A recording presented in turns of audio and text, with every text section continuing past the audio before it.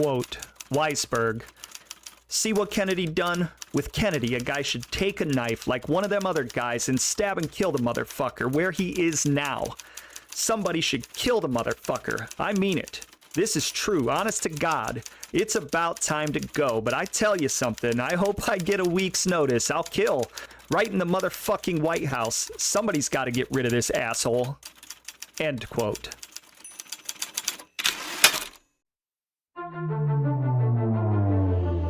The legends of the American Mafia are woven into the fabric of American society and pop culture.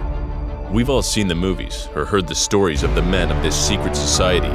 They are stories of family, power, wealth, respect, greed, betrayal, violence, murder, and mayhem.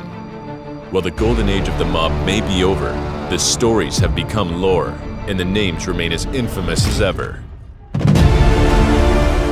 You're listening to the Members Only Podcast, hosted by history buff and mob aficionado Jacob Stoops.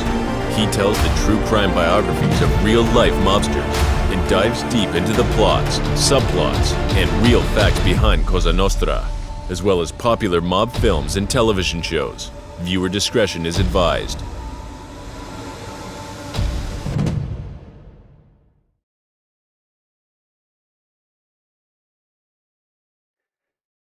Hello, everybody, and welcome back to another episode of the Members Only Podcast. I am your host, Jacob Stoops, and I'm a mob enthusiast and historian. In today's episode, which will be a little different than the typical biographical content, I'm going to wade into the controversial waters of one of the darkest days in American history, that being the Kennedy assassination. We're going to do our best to really shy away from the more broad conspiracy theories, but dig deep into what many mobsters around the country were picked up saying about the Kennedys and the FBI, both before and after the assassination, much of which is not commonly known because it's been buried in old government documents since the late 1970s. For those familiar with the mob genre, some of the comments that I'll bring up are well known, and we'll certainly talk about those, but the bulk of the episode will focus on comments that even hardcore mob enthusiasts have probably never heard pretty much before, and I know I had not heard them before. This episode is also a little bit timely, as there was an article just released on May 27th, 2023 by the New York Post claiming the feds, and I think we knew this, have long hidden film that could prove the Grassy Knoll conspiracy, the implication, of course, being that this would prove that there was indeed a second shooter. So, even 60 years after the fact, this topic is still quite riveting to the public.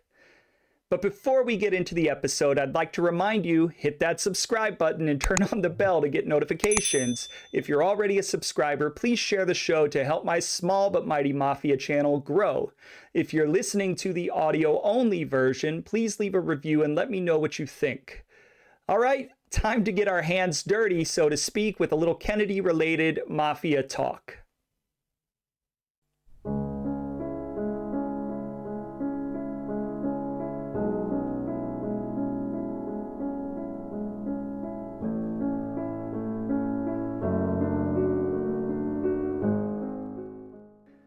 So I'll admit I had no grand plans to do a Kennedy episode. I was not really looking for it, and just like a few of my other episodes, the background of where this episode came from was a result of doing research for something else, something completely different. That something else, of course, was the research for my recent episode on the rise of Angelo Bruno. During the course of that research, I happened to stumble across an amazing government report that went very, very deep into the organized crime connections to the assassination of President John F. Kennedy, among other things. While I won't be getting too far into the actual assassination of Kennedy and the various conspiracy theories which are sure to rile people up, I do plan to shed light on some wiretapped conversations that were happening between mobsters in the early 1960s preceding JFK's death and in the immediate aftermath of his assassination. Now, for those of you that were alive in 1979 and maybe old enough to follow these hearings entitled the House Select Committee on Assassinations Investigation of the Assassination of President John F. Kennedy, that's a mouthful, you may remember that they were a more serious look at the assassination and the alleged ties between organized crime and the murder of the 35th president. Not that the other investigations weren't serious, but I think everybody can agree that the conclusions were faulty at best. For those like myself who weren't born or were too young to remember, this committee in 1978 and 1979 was the third major governmental effort to dig deeper into the assassination and was geared towards fact-checking the conclusions of the Warren Commission, which was a highly criticized review and report from 1963 and 1964, as well as the Church Committee in 1975 and 1976, which immediately followed the Watergate scandal, and was the report that helped uncover the ties relating to the CIA's recruitment of the Mafia to assassinate none other than Fidel Castro. So, by its very nature, there's a lot of intrigue here. Now, and this is really as deep as I'm going to go into the actual assassination, but among the many conclusions of the 1964 Warren Commission report were: number one, the shots which killed President Kennedy and wounded Governor Conley were fired from the 6th floor window at the southeast corner of the Texas School Book Depository. Number two, President Kennedy was first struck by a bullet which entered at the back of his neck and exited through the lower front portion of his neck, causing a wound which would not necessarily have been lethal by itself. The president was then struck by a second bullet which entered the right rear portion of his head, causing a massive and fatal wound. Number three, Governor Conley was struck by a bullet which entered on the right side of his back and traveled downward through the right side of his chest, exiting below his right nipple. This bullet then passed through his right wrist and entered his left thigh, where it caused a superficial wound, and I believe that this theory is actually the magic bullet theory.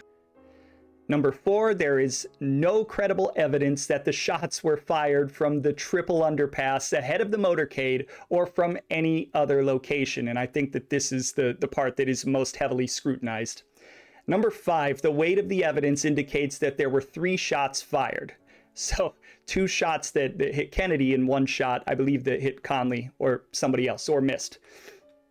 Number 6, the shots which killed President Kennedy and wounded Governor Conley were fired by Lee Harvey Oswald.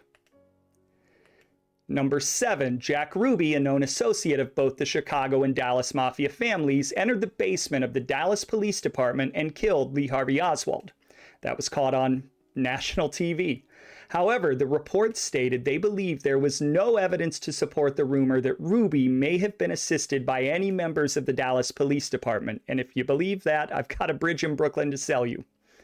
Number 8, the commission has found no evidence that either Lee Harvey Oswald or Jack Ruby was part of any conspiracy, domestic or foreign, to assassinate President Kennedy. Again, I've got a bridge in Brooklyn to sell you. Number 9, the commission has found no evidence of conspiracy, subversion, or disloyalty to the U.S. government by any federal, state, or local official. Again, bridge in Brooklyn. You see where I'm going here? Number 10, the commission could not make any definitive determination of Oswald's motives.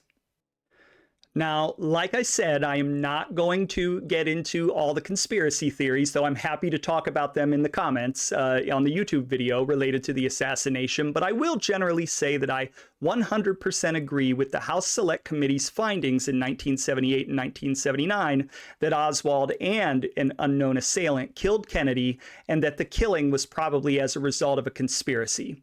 I believe that there is a fair amount of evidence that supports this, including audio and video evidence. But again, that's just me. And in the 1978-1979 report, you will see several prominent mobsters not really being shy about their various thoughts and feelings with respect to the Kennedys, who they largely viewed as having betrayed the very organization that helped to get them elected in the first place after agreeing to help swing votes at the request of the father, scumbag, Joe Kennedy. And of course, for those that aren't aware of how things got there, let me give a quick overview.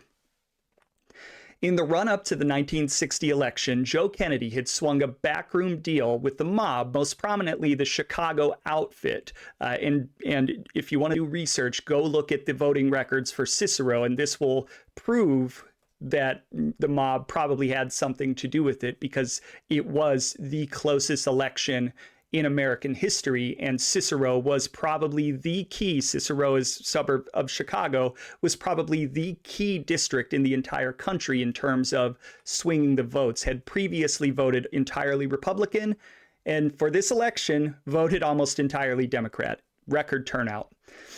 And so Kennedy had swung a backroom deal with the mob in return for helping to get his son, John F. Kennedy, elected, whereby Joe Kennedy allegedly promised to curb the activities of his son, Bobby, who in the late 1950s had been more than a thorn in the side of the mob, just a complete thorn in their side. In addition to curbing Bobby's activities, he supposedly promised other favorable concessions to make life easier for the mafia, and many now believe that he made promises that either he never really intended to keep or couldn't keep.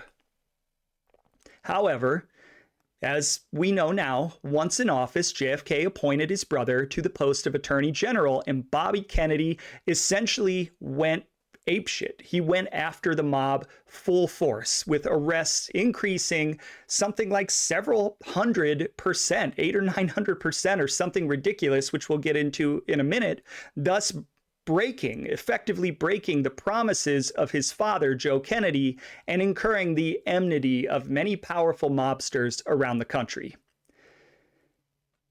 Here was what I thought was a very good synopsis on where the government, and specifically the Kennedy brothers, stood publicly in around 1960 with respect to organized crime.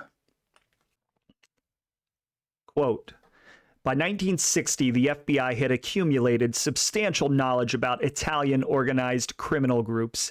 For example, it obtained the first evidence that these groups were nationally directed as one organization. This information came from electronic surveillance of Sam Giancana, head of the Chicago family. Giancana was heard to say that the Appalachian meeting had been a gathering of something called the Commission. He indicated that he himself was a member, and he named others identifiable as crime leaders from New York, Pennsylvania, Michigan, and New England who had also been at Appalachian. The FBI noted CHT-1 advised in September 1959 of the existence of a small group of persons representing criminal groups in various sections of the United States and referred to as the Commission. T numbers are assigned to confidential sources. CHT-1 then is a principal source for the Chicago Field Division of the FBI.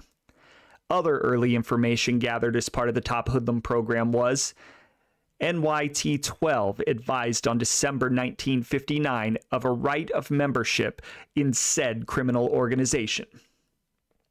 Nevertheless, the FBI did not make organized crime a top priority until the Kennedy administration arrived in Washington.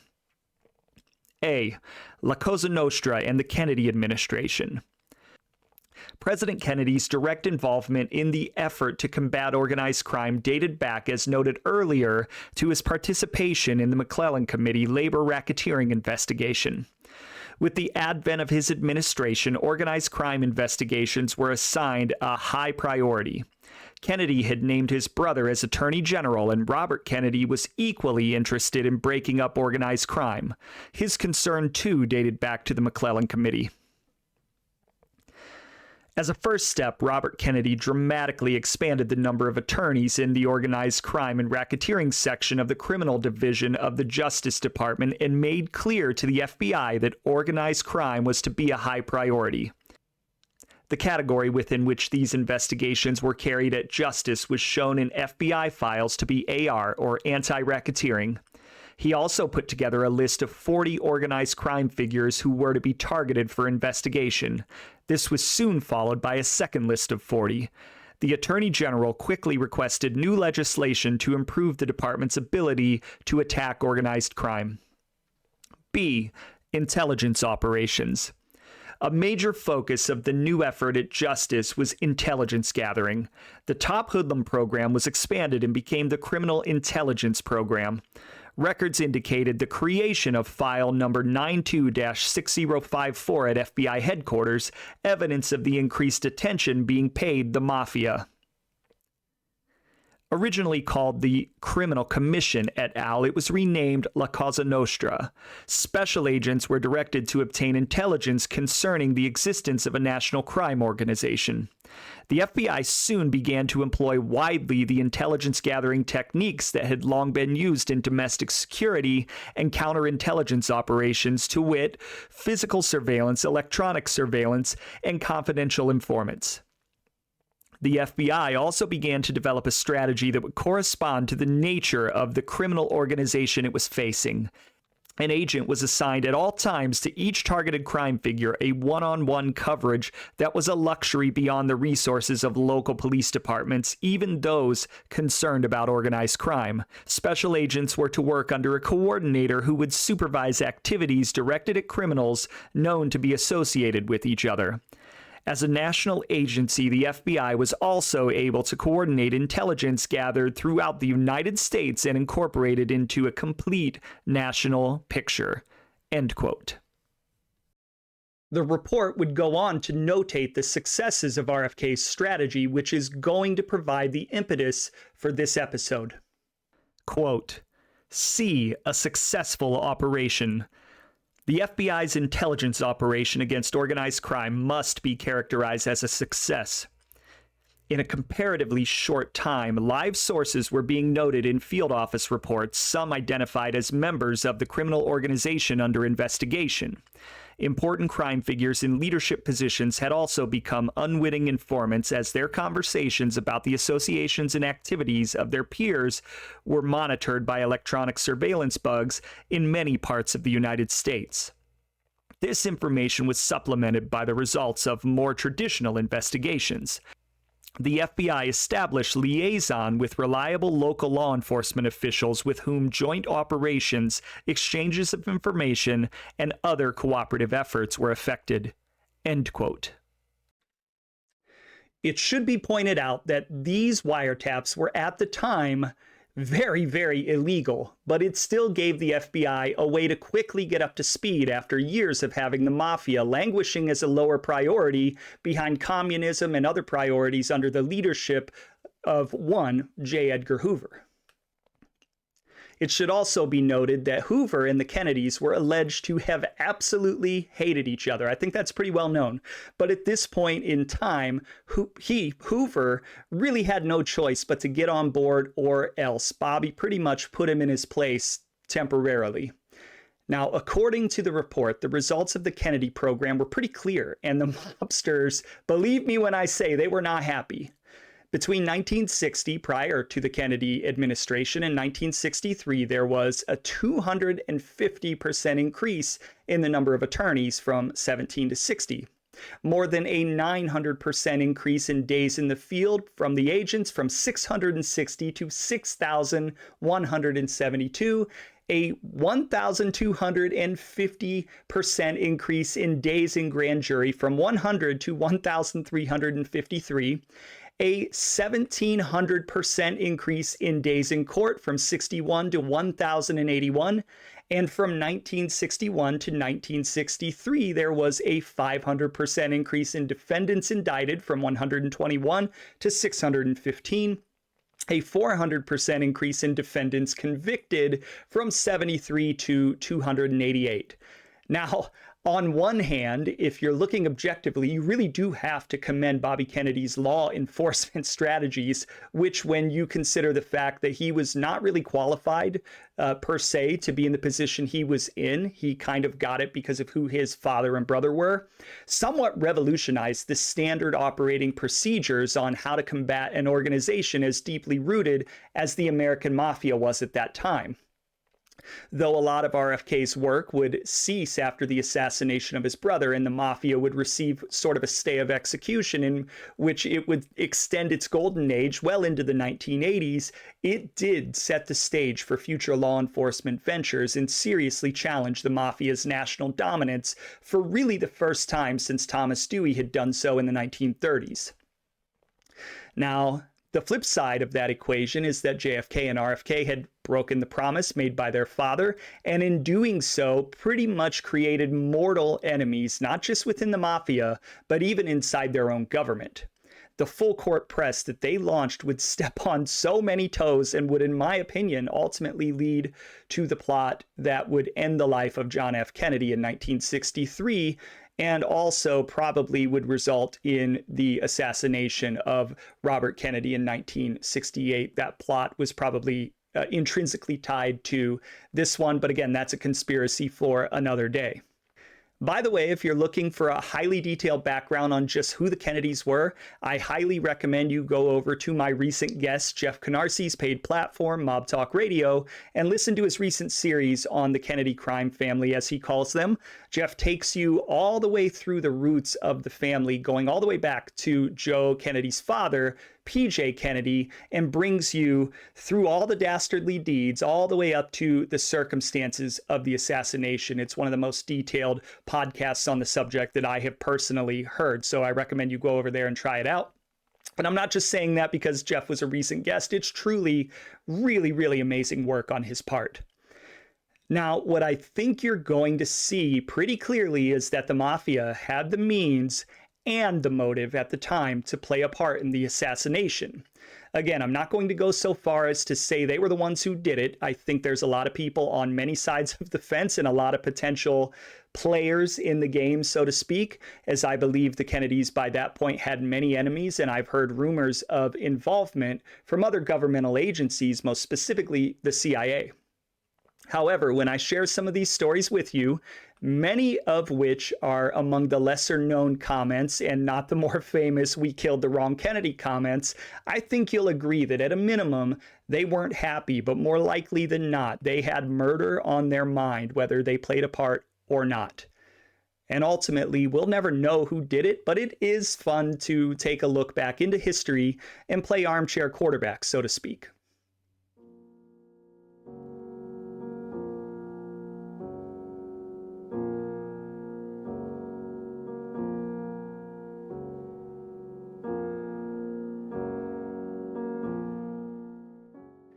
Okay, so I'm about to share excerpts from the report, and I can promise you it's a treasure trove of colorful commentary, plots, and intrigue, and I highly recommend it if you have the time to read it and you're a glutton for what others might consider to be somewhat boring reading material. I'll be sure to link to it in the sources on my website. Go give the report a read. It's very interesting at the least. Of course, for those in the mob genre, the comments coming from the likes of Santo Trafficante Jr. and Carlos Marcello, who has the distinction of actually being kidnapped and dropped in Guatemala by federal agents at the order of Bobby Kennedy, are a little more well known, and we will cover those. For those that aren't familiar, I'll share probably the most commonly known story which pertains to Carlos Marcello, the boss of New Orleans. Now, according to a man named Ed Becker, in 1963, Marcello allegedly issued a very serious threat regarding the Kennedy brothers. The 1978-1979 Senate report contained the following with respect to Becker and Marcello, much of which is, like I said, a more well-known story. Quote, Becker stated that he and Rapolo met with Marcello on 3 or 4 occasions in connection with the proposed business deal, and that Marcello made his comments about President Kennedy during the first or second meeting. The meetings transpired between sometime in September 1962 and roughly January 1963. Only the 3 of them had been present during 2 or 3 of the meetings, but a Marcello aide named Laverde, a barber, had also been present once. Becker stated that Marcello had made his remarks about the Kennedy brothers after Becker said something to the effect that Bobby Kennedy is really giving you a tough time. He could not recall the exact words Marcello used in threatening President Kennedy, but believed the account in Reed's book is basically accurate. Marcello was very angry and had clearly stated that he was going to arrange to have President Kennedy murdered in some way. Marcello's statement had been made in a serious tone and sounded as if he had discussed it previously to some extent. Becker commented that Marcello had made some kind of reference to President Kennedy's being a dog and Attorney General Robert Kennedy the dog's tail, and had said the dog will keep biting you if you only cut off its tail, but that if the dog's head were cut off, the dog would die.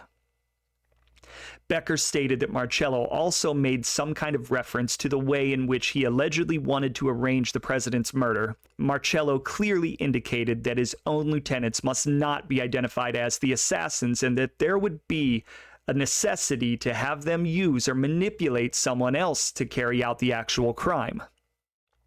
Becker said that Marcello's alleged remarks about assassinating the president lasted only a few minutes during the course of the meeting, which went 1 to 2 hours. Marcello had spoken in Sicilian phrases during parts of the meeting and had grown very angry at one point in the discussion of their proposed business deal.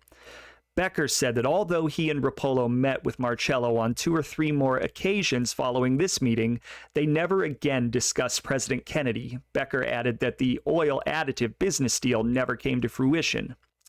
Becker told the committee that while he believed Marcello had been serious when he spoke of wanting to have the president assassinated, he did not believe the mafia leader was capable of carrying it out or had the opportunity to do so. He emphasized that while he was disturbed by Marcello's comments at the time, he had grown accustomed to hearing criminal figures make threats against adversaries. End quote. To bolster this story, in fact, according to a 2013 New York Post article on December 15, 1985, Marcello allegedly confessed to a fellow inmate who happened to be an informant for the FBI while serving time on federal charges in Texarkana. According to an FBI memo released in 2006, he said this about JFK. Quote, "Yeah, I had the son of a bitch killed. I'm glad I did. I'm sorry I couldn't have done it myself." End quote. And of course, there is also Santo Trafficante Jr., the Don of Tampa, Florida, who has also been long rumored to have played a part in the planning of the Kennedy assassination. According to reports, Trafficante told a close friend, a man named Jose Ailman, the following. Quote, "Mark my word, this man Kennedy is in trouble, and he will get what is coming to him. Kennedy's not going to make it to the election. He's going to be hit." End quote. And of course, there are the well-known ties to one James Riddle Hoffa, who had a very personal, and I mean personal, ongoing feud with Bobby Kennedy for years. On January 14th, 1992, the New York Post article, which has since been removed, could not find it, but found many references to it, claimed that Trafficante, Jimmy Hoffa, and Carlos Marcello had all been involved in the assassination of President John F. Kennedy. Frank Regano, who had been a longtime lawyer to Trafficante, Hoffa, and others, was quoted as saying that at the beginning of 1963, Hoffa had told him to take a message to Trafficante and Marcello concerning the plan to kill Kennedy. When the meeting took place at the Royal Orleans Hotel, Regano told the men the following. Quote, "You won't believe what Hoffa wants me to tell you. Jimmy wants you to kill the president." End quote. He reported that both men gave the impression that they intended to carry out this order. In his autobiography, Mob Lawyer, released in 1994 and co-written by famed Mafia author Selwyn Robb, Frank Regano added that in July of 1963, he was once again sent to New Orleans by Hoffa to meet Trafficante and Carlos Marcello concerning plans to kill President John F. Kennedy. When Kennedy was killed, Hoffa apparently said the following to Regano. Quote, "I told you that they could do it. I'll never forget what Carlos and Santos did for me. This means Bobby is out as Attorney General." End quote. Marcello later told Regano, quote, "When you see Jimmy, you tell him he owes me and he owes me big." End quote. Also, according to Regano, Trafficante, shortly before his death in 1987, admitted his involvement in the conspiracy, allegedly while Regano had been driving the mob boss around Tampa. According to Regano, Trafficante said the following, which I've translated from Sicilian to English. Quote, "Carlos messed up. We shouldn't have killed Giovanni. We should have killed Bobby." End quote. And as you might expect, Regano claimed to have been shocked by the admission, as anyone would be, That said, and I do want to point this out about both Becker and Regano, there have been many, many people over the years who've claimed that this story or these stories were all made up. And I'm not necessarily here to pick one side or the other. I'm more or less relaying these more common stories so that listeners who maybe aren't as familiar can have somewhat of a basis of understanding and a picture painted for them of what's been commonly said in the genre before. And you have to admit that whether these things that have been said by Becker and Regano are true or not, they're freaking explosive to be sure. But whether the stories are true has always been very hard to say, as Becker, Regano, and others have had many people, like I said, who question their motives and claim their information was self-serving and unreliable. I mean, Regano was trying to sell a book, so of course, every book sells more when the stories are more salacious. Personally, these stories and the wording used seems like it would be hard, in my opinion, to just make up. But like I said, I'm not going to attempt to discern any of that here or now. Now, for the rest of the episode, my focus is going to be on some of the lesser known comments that were picked up by the FBI illegally and subsequently reported in the 1978-1979 hearings. Now, I'm just going to say, if you're listening to this with your kids, earmuffs, or don't listen to it in front of them, a little bit of parenting advice, harkening back to my last episode.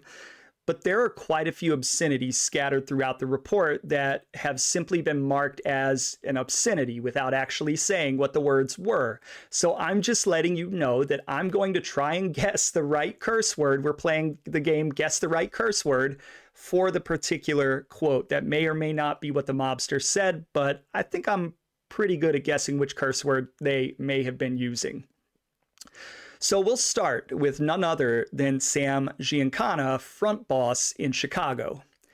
In February of 1963, a decision was made to replace First Ward City Alderman John DiArco, who at some point had displeased one Tony Accardo. Not someone you want mad at you. The first choice to replace him was a man named Anthony DeTolve, but Giancana ultimately decided instead to back a man named Michael Fiorito. This decision involved a minor difficulty, as DeTolve had already been officially designated as his party's choice, and it was far too late to change that selection on the official ballot. As a result, Giancana decided to run Fiorito as an independent write-in candidate for city alderman. So a long shot, unless you're the mob. Giancana was strongly committed to getting Fiorito elected, and the outfit turned out the vote, resulting in Fiorito, a late write-in candidate for city alderman, somehow winning by a large majority. On February 28, 1963, Sam Giancana, pleased, as you can imagine, with the outcome, was heard to say the following regarding his arch-nemesis, Bobby Kennedy. Quote, "That will teach that little fuck Kennedy who runs Chicago." End quote. Now, ultimately, the media would be highly critical of the election, as you can imagine, leading to Fiorito's resignation just 3 months later in May of 1963. So that's a little bit of mud on Giancana's face. And Giancana would be left looking somewhat foolish, as you can imagine, as the First Ward city alderman position would remain vacant until the next regular election the following year. Now, our next example doesn't mention the Kennedys directly, but it really goes to show how effective the efforts by RFK to amp up the intelligence gathering were. In June of 1963, Stefano Magaddino, leader of the mob in Buffalo, New York, and member of the commission, was heard to say the following. Quote, "They know everybody's name. They know who's boss. They know who is on the commission. They know Amico Nostra, the password, our friend. They said to me, 'What was your capo regime doing here? What did he come to tell you?' They knew that 11, 12, 13 was massaged. To Carlo Gambino, they said, 'This is your underboss. This is your capo regime. This is your consigliere.'" End quote. To continue with Magaddino, he was captured yet again in June of 1963, talking to Anthony Di Stefano, an underling from Syracuse. Quote, "You see, the Cosa Nostra, the other day they made me become frightened. They know our business better than us. They know the heads of the families, the Capodicina, the FBI does. Therefore, that's why the other day I say be careful before you open your mouth, because sometimes somebody could be a spy and you might think he is an amico nostro." End quote. Now, of course, it's ironic that he's saying don't open your mouth as he's being recorded, but this was at a time when the Mafia, despite being a secret society, wasn't used to having to be so secretive, or didn't realize truly how far law enforcement had really come with respect to catching up with the organization, which again is ironic as they're discussing how far law enforcement has indeed come. To continue along those same lines, the report goes on to cite two unnamed Brooklyn hoods discussing the improvements in police intelligence work and the increase in coordination from all law enforcement entities in general. Quote, "They know a lot. They know everything. They put everything together, lots of things. Where we take it for granted, it don't mean nothing. These people have been gathering and gathering. They go here, they go there. See, before it was a different story. If you had the locals, they knew the information, but they kept it for themselves. Today, they are all working together. We got a big problem. These people are united. Everything they collect, they concentrate. And now everything goes into one office. Before, every squad kept the information for themselves. You take this cop on the corner. You've been paying him for 20 years, maybe. They get the information. Someone comes in from New York and asks if he knows so-and-so. Oh, he's a bookmaker. And you've been paying him for 20 years. That's the condition you got today." End quote. From the late 1950s to the early 1960s, federal and state law enforcement had made light years worth of progress, and I mean light years, and now firmly understood much about Cosa Nostra's structure, membership, and its methods of operation. As the two hoodlums said, they had a big problem. Also around April and May of 1963, there were signs that the increased pressure was beginning to take a toll on some members of the organization. In April 1963, the father of Gambino capo Carmine Lombardozzi passed away. During the wake and funeral, the FBI conducted surveillance, and as the funeral procession entered the church, several young men assaulted an FBI agent, took his service revolver, and then fled. Now, of course, due to the edict against harming members of law enforcement, this incident was fairly singular in nature, but in a relatively short period of time, it was being discussed by members of the Gambino family, Philadelphia, and even Western New York. Next, you have the following and somewhat winding discussion between wise guys named Mike and Pete, which took place in May of 1963. The chat shows the growing concern about the FBI's actions in response to the attack on their agent. Now, the Mike and Pete in this story were Mike Scandafia, an acting capo in the Gambino family, and Peter Pumps Ferrara, a capo also in the Gambino family, whose daughter is a Catholic nun, which is also pertinent to the story. So, fun fact there. Quote, "Mike, he was told specifically, Pete, to come and see me? Mike, you're a captain. No, they don't want to come to you to embarrass you and your daughter. Pete, who did they tell that to? Mike, they told that to Freddie. Pete, yeah. Mike, they don't want to embarrass you. 3 of them called to him. They said, we don't want to go to Petey Pumps. We don't want to embarrass him with his daughter. Pete, they already did. Mike, they already went to you this week. This is the bullshit. Pete, yeah. Mike, they don't want to give you no, in other words, they are telling you that they don't want to embarrass you. In other words, they won't go to the convent. Well, I would say right now they are giving you the zing. You want us to go to the convent? You want us to embarrass you? Well then, see that the right thing is done. Pete, yeah. Mike, actually what it boils down to, they're looking to use a stick. But now we'll go on the midnight raids. We'll do this, we'll do that, we'll do the other thing. You're a captain, you belong to Carl's family. Pete, Well, previous to that, he hands me Carlo's picture. You know him? I said, sure, I know him. How long you know him? I know him 20, 30 years. Mike, they didn't expect you to say nothing. Pete, can you tell us anything about him? The only thing I could tell you about him is that he is a businessman, been in business all his life, brought up 4 kids, they had a good education, they're all in business, they all went to college and married a profession. I said, what else could you ask for? He's got a nice family. See what they do? They want to get a message through. I mean, get a message through someplace. There's no question about it. Mike, they want to put the heat on you, me. Pete, yeah. Mike, because here's the proof of it. They've gone to every captain. Pete, and they call them captains. One guy said foreman, the other guy said capo regina. I mean, they're going right to each head. To the head of everybody they're going to. But for them to say this when he told me this, I said, Jimmy, I think he already saw them. Pete, yeah. Mike, I think he already saw them, I said. Now to put the heat on him to go to his daughter, I said, this don't make sense to me. I said, where the fuck does this come into the picture? Now they don't want to embarrass you? Pete, what are they going to embarrass me for? What can they do? Go up there? Mike, well, God forbid. They can't. They can't throw her out. Pete, no. Mike, they couldn't throw Albert's brother out.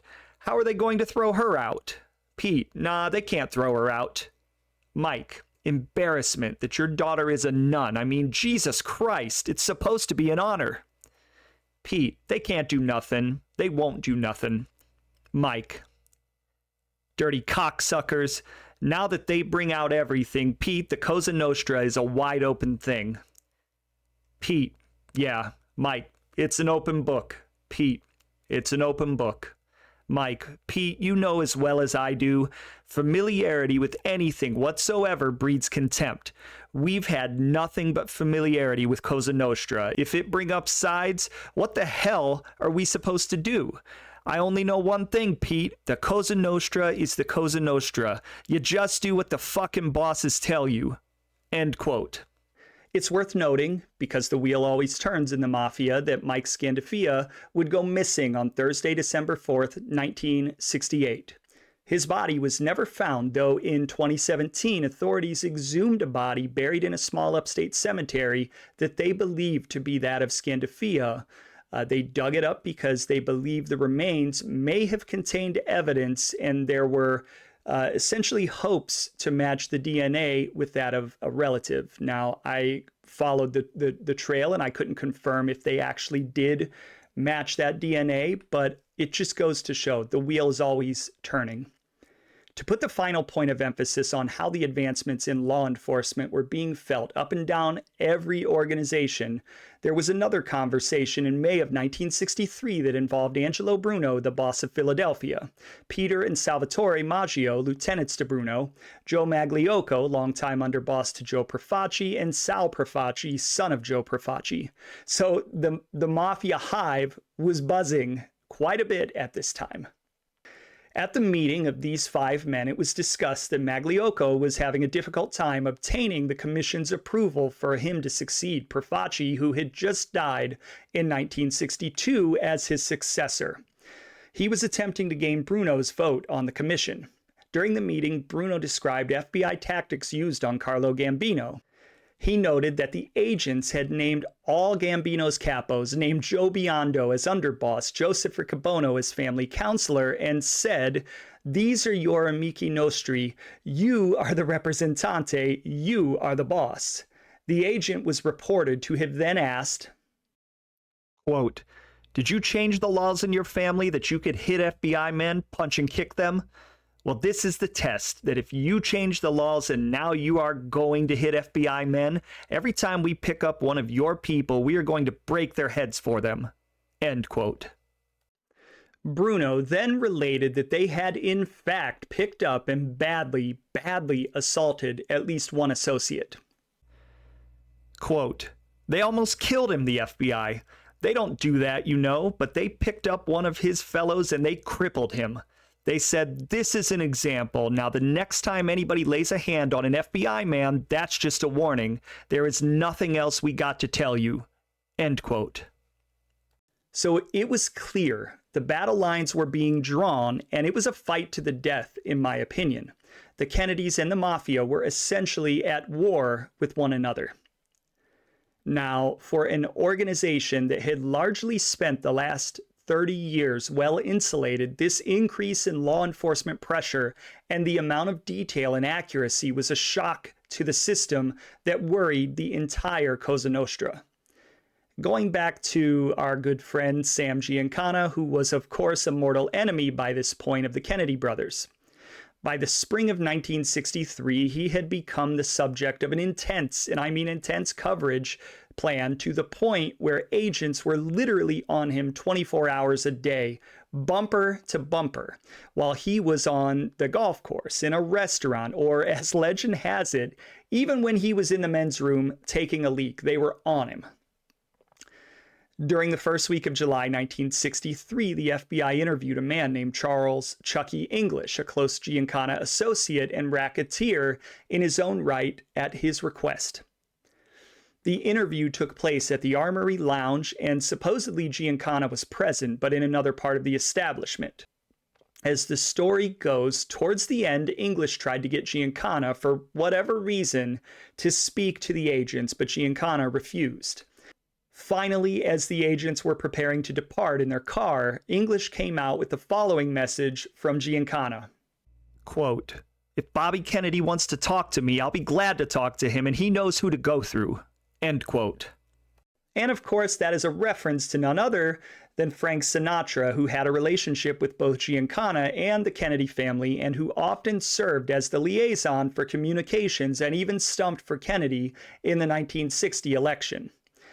As you might expect, the fact that English submitted to this interview and indirectly mentioned the Sinatra relationship greatly upset Chicago's leadership, and with the combination of Giancana's absenteeism and bad publicity, they were seriously considering replacing him, with some speculation of Accardo's protege, Jackie Cerrone, taking over day-to-day activities.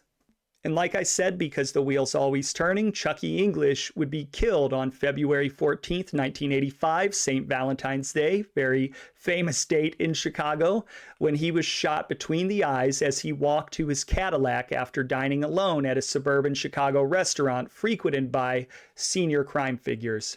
His assailants, two men wearing ski masks, escaped. Now, jumping ahead in the timeline, and we'll be doing that a bit, on October 24th, 1963, in Miami, Florida, mere weeks before the assassination of JFK, a woman named Madeline Costello, wife of Charles Pinky Costello, a mob figure out of Philadelphia, was overheard speaking to an unidentified man about her husband's boss, Angelo Bruno. Quote, "Madeline, I'll tell you, the things they are doing to that man are awful, just terrible." Unknown male, "They are crucifying him." Madeline, "And for what? It's all a political thing, you know." End quote. The conversation then turned to the 1963 Senate hearings on organized crime, more commonly referred to as the Valachi hearings.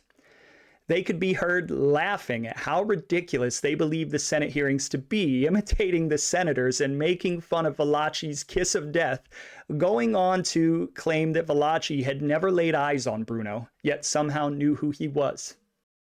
Quote, unknown male, "The hearing is all political, instigated by Robert Kennedy. They're murdering the Italian name." End quote. Bruno, at the time of this conversation, was awaiting indictment for IRS violations and thus under so much pressure that he was allegedly considering following his predecessor, Joe Ida, to Italy permanently. Speaking of Bruno, and jumping backwards again in our timeline, on February 9th, 1962, Angelo Bruno and a man named Willie Weisberg, a business associate of Bruno's and a reputed leader within Philadelphia's Jewish mob, who was indeed listed among RFK's 40 top echelon American racketeers, were caught openly complaining about the FBI and the Kennedys. The conversation, as you're about to hear, turned dark very, very quickly. Quote, Weisberg, "See what Kennedy done? With Kennedy, a guy should take a knife like one of them other guys and stab and kill the motherfucker where he is now. Somebody should kill the motherfucker. I mean it. This is true, honest to God. It's about time to go, but I tell you something, I hope I get a week's notice. I'll kill. Right in the motherfucking White House. Somebody's got to get rid of this asshole. End quote. In probably what was my favorite excerpt from this entire episode, rather than responding directly to Weisberg's more blatant threats, Bruno instead waxed philosophical and told a story. The story was supposedly an old Italian wise tale, and honestly, it's actually a little chilling, has that effect coming from Bruno. Quote, Bruno, look, Willie, do you see there was a king, do you understand? And he found out that everybody was saying that he was a bad king. This is an old Italian story. So there was an old wise woman about 140 years old. So he figured, let me go and talk to the old wise woman. She knows everything. So he went to the old wise woman. So he says to her, I came here because I want your opinion. He says, do you think I'm a bad king? She says, no, I think you're a good king.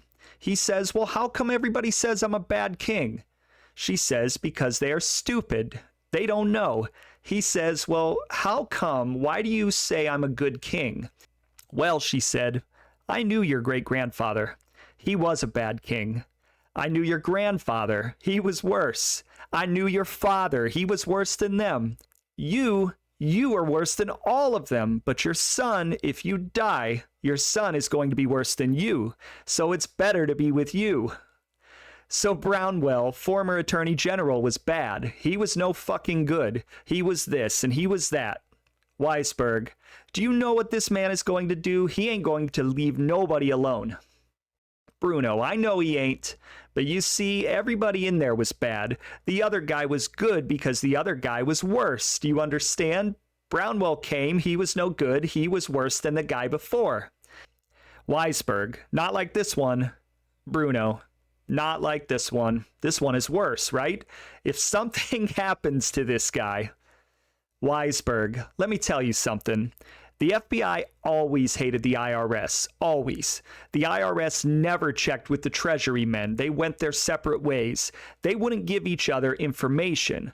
They wanted to credit themselves. He made it with local authorities. He made it ring around the rosy, pal. Bruno, oh yeah, the guy is an accountant, see?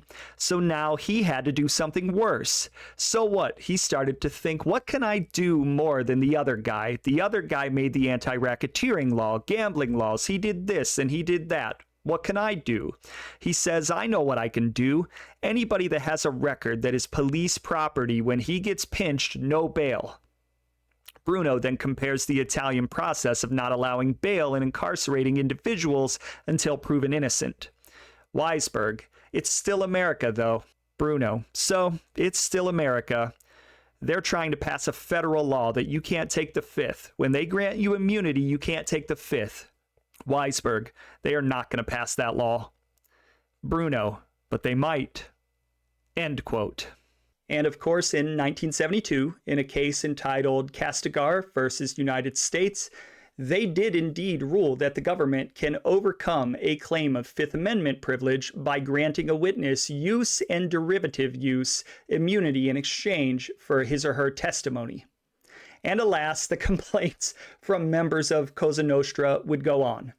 Again, playing with the timeline, on February 17th, 1962, Bruno had a conversation with Mario and Peter Maggio, in which one of the Maggios was reputed to have said, quote, Maggio, Kennedy is going to leave. They're going to make a special assistant out of him. They want him out of the way. He is too much. He is starting to hurt too many people, like unions. He's not only hurting the racket guys, but others, antitrust. I think that he's going to leave. But the only reason he won't leave, which I heard before, you see, he wants Edgar Hoover out of that. End quote. So it's clear, as we've said, Bobby was not making friends, and it wasn't just the mafia that was upset with him, but also the unions, which were at that time largely controlled by Jimmy Hoffa and even his counterpart in the FBI, J. Edgar Hoover. On May 2nd, 1962, New York Cosa Nostra members Salvatore Sal Profaci, as we mentioned, the son of Joe Profaci of the Profaci-Colombo Borgata, and Michelino Clemente, also known as Michael or Big Mike Clemente of the Genovese family, and a third man were discussing Bobby Kennedy. At one point, Clemente commented, quote, Clemente, Bob Kennedy won't stop today until he puts us all in jail all over the country. Until the commission meets and puts its foot down, things will be at a standstill. When we meet, we all gotta shake hands and sit down and talk, and if there is any trouble with a particular regime, it's got to be kept secret, and only the heads are to know about it, otherwise some broad finds out, and finally the newspapers. End quote. Later in the conversation, Clemente would state that things were not like they were years ago, when the commission would meet once a month and there were no cops around to spy on them. Today, he said, in order to have a meeting, you have to tell each one individually about the meeting without letting them know who else would be present or what the meeting was going to be about, so that there would be no chance of information leaking out. It kind of sounds like the way things have to be today. Honestly, this sounds less like the mafia in its golden age and more like the mafia is forced to operate today, which is largely underground. That is the effect that the Kennedys and their crusade against the mob was indeed having. So, very, very effective, even though they were making tons of enemies. Going back to Chicago, though it's not a direct quote, I was still able to find an anecdotal story about a conversation in October 1963, a month before the assassination between Sam Giancana, Tony Accardo, and Butch Blasi. They discussed Robert Kennedy's not being available for a Columbus Day parade, but coming to Chicago on October 13th, forgive the pronunciation, for a B'nai B'rith affair. According to the trio, the Jews downtown were beaming, as they said. Later in the discussion, the subject changed to whether or not Bobby Kennedy played golf. Apparently, they knew that John Kennedy indeed did play golf, and one of the men then suggested that they put a bomb in his golf bag, to which they all, sinisterly laughed. Along those same veins, and even closer to the assassination on October 31st, 1963, Stefano Magaddino and Peter Magaddino were recorded having a discussion about President Kennedy. Quote, Peter, he should drop dead. They should kill the whole family, the mother and father too. When he talks like a mad dog. He says, my brother, the Attorney General. Why, he never won a case. He never tried a case. End quote.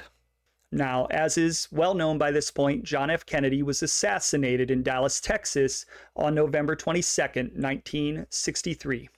What was clear was that the brutal, and I mean brutal, murder of the 35th president, which shocked the entire country, did little to change the feelings of members of the underworld around the country.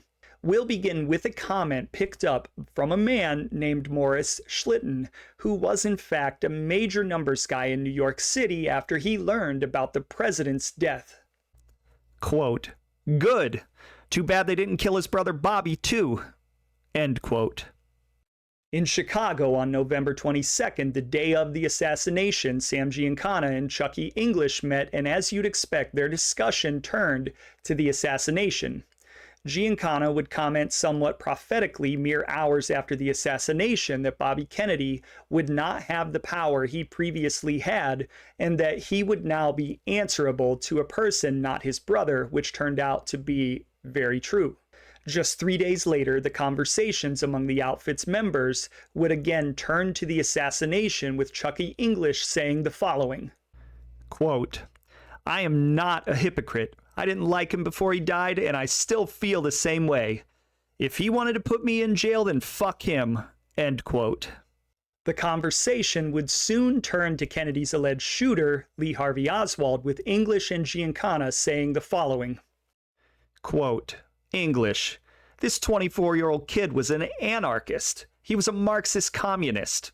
Giancana, he was a marksman who knew how to shoot. End quote. Now, up in upstate New York, just 2 days after the assassination, a conversation, again, was picked up between Stefano Magaddino, Peter Magaddino, Antonio Magaddino, and a man named Sam Rangatore, in which they actually seemed to wax patriotic while also warning about potential spies in their ranks. Stefano Magaddino was recorded to have said the following, quote, "It's a shame we've been embarrassed before the whole world by allowing the president to be killed in our own territory. You can be sure that the police spies will be watching carefully to see what we think and say about this." End quote. On November 26th, now just 4 days after the assassination, Stefano Magaddino again, Peter Magaddino, and Sam Rangatore were again speculating about Jack Ruby and Lee Harvey Oswald. Fred Randazzo, another Buffalo family member, entered and congratulated Rangatore on the death of the president. There was laughing all around, and then Stefano Magaddino cautioned the group. He said that the public would be watching their reaction and they must not joke, and all agreed. Magaddino went on to say that President Kennedy was one of the nation's greatest presidents and blamed the assassination on his brother, Bobby Kennedy. According to Magaddino, RFK had pressed too many issues behind the scenes. Neither the president, nor Hoover, nor the FBI wished to bring up the discussions that had been brought out by the Valachi hearings. The Attorney General had accomplished something, and so had pressed too many issues and too many people's buttons. He stepped on a lot of toes. Again, ironic that he was being recorded as he was warning about spies, but very surprising that anyone in the mob would express any level of what I'd deem as patriotism. Not that these guys weren't patriotic, but given the hatred for the Kennedys, it's kind of a weird juxtaposition that there was patriotism immediately after the assassination. And of course, there's also the juxtaposition that just a month earlier, Stefano and Peter Magaddino were wishing the whole family dead. But there was an admission there that Kennedy's strategy had actually been effective, both in terms of the law enforcement results and in ruffling the feathers of important people, which ultimately resulted in the death of RFK's brother, John. Months after the assassination, important Cosa Nostra figures were still talking about it. And even 60 years later, we're still talking about it. So you can imagine, only months after, they were still talking about it.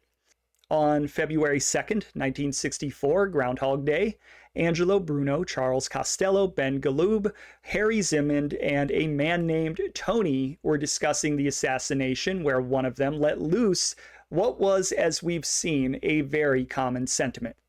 Quote, "It's too bad his brother Bobby was not in that car too." End quote. And along those same lines, I'll leave you with this comment on August 13th, 1964, from the man known as the Quiet Don, Russell Buffalino of Pennsylvania, who was complaining that someone was unable to do him a favor but somehow made the connection to the Kennedy brothers. Quote, "The Kennedys are responsible for all my troubles. They killed the good one. They should have killed the other little guy." End quote. So it's clear that they, the Mafia, had the means and the motive to commit the crime. But did they actually play a part in it? My personal opinion is that maybe they weren't the primary executioners, but we'd be pretty naive to believe that they played no part at all. And I'm just going to leave it like that. That being said, we may never actually know the truth until the government releases every single record, many of which are still classified to this day about the plot. Until then, I'll let you decide what you think. Leave me a comment below. I'm happy to discuss the conspiracy in the comments below. Let me know what you think about all these quotes.